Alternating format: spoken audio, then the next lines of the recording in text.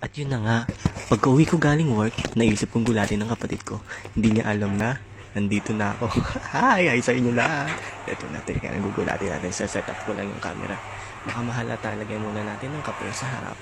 Kaya, shoutout po tayo dyan sa Nescafe Original. Baka naman. Ayan, kakaway-kaway ka mo dyan, ha? Ayan, sisilip-silip ka pa. Akala ko napansin ka agad. Buti na lang na-setup ka agad natin yung camera. Buti na lang, napakatalino ko talaga. Saksi akong henyo.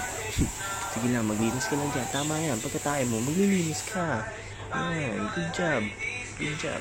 Ito na tayo. Hindi tayo nahalata. Yari ka kaya. Tingnan natin ang reaction mo mamaya.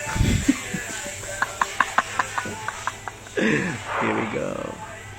Di ka kasi naglalak ng pinto, di mo alam may nakapasok na pala sa bahay mo. Tingnan natin, may pag-background music ka pa. Tingnan natin kung makapag-background music ka pa. Yan, salamin ka pa, silip-silip ka pa. Salamin, maganda ka.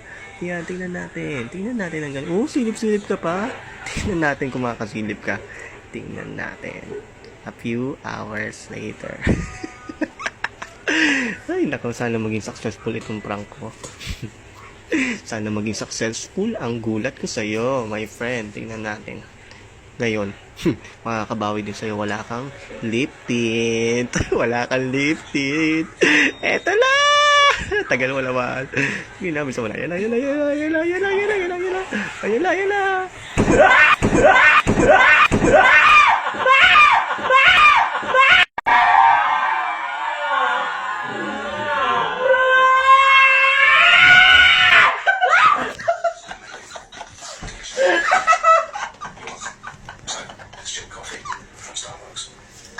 At yun na nga, successful. Bye, guys! It's a prank!